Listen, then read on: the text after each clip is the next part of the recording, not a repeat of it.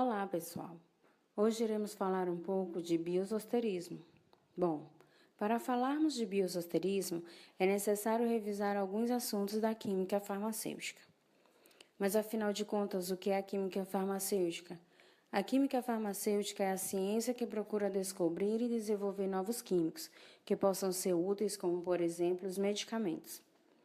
Podendo envolver a síntese ou estudo da relação entre a estrutura e a atividade biológica, podendo elucidar a interação entre o composto e o sítio ativo. A química farmacêutica vai englobar um leque de disciplinas com o intuito de desenvolver novas estruturas. Alguns conceitos são bem importantes quando se fala de química farmacêutica. Um deles é o grupo farmacofórico.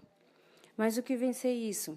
Quando desenvolvemos uma molécula pensando em uma atividade farmacológica, existe uma parte da molécula que é aquela responsável pela atividade.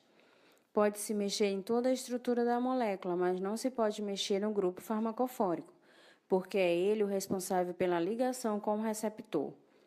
Uma analogia seria o sistema chave-fechadura. A fechadura é o receptor e a chave é a molécula. Quando você vai fazer um análogo naquela chave, tem os dentinhos que não se pode alterar, pois não abrirá a porta. A mesma coisa acontece com o grupo farmacofórico.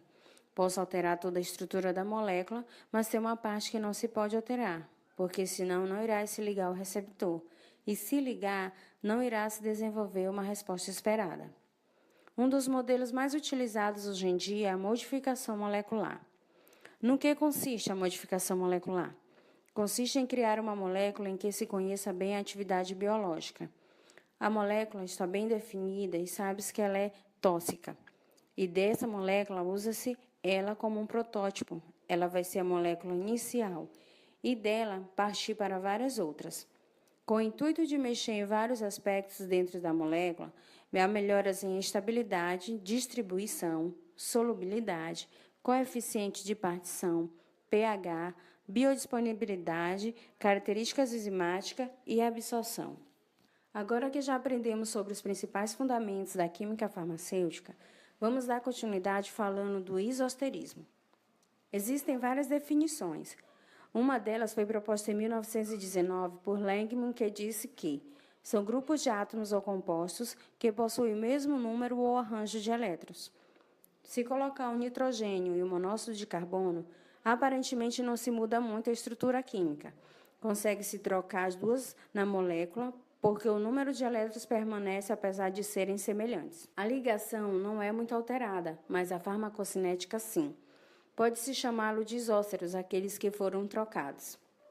Erlenmeyer, em 1932, conceituou dizendo que são átomos, íons ou moléculas, nas quais as camadas periféricas de átomos podem ser consideradas idênticas ou semelhantes.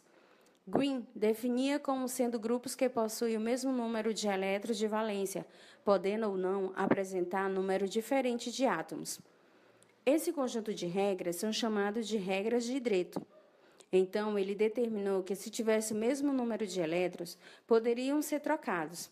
Porém, a regra do Green não leva em conta alguns parâmetros que vão alterar alguns pontos da farmacocinética, como, por exemplo, basicidade, eletronegatividade, ângulos de ligação e tamanho.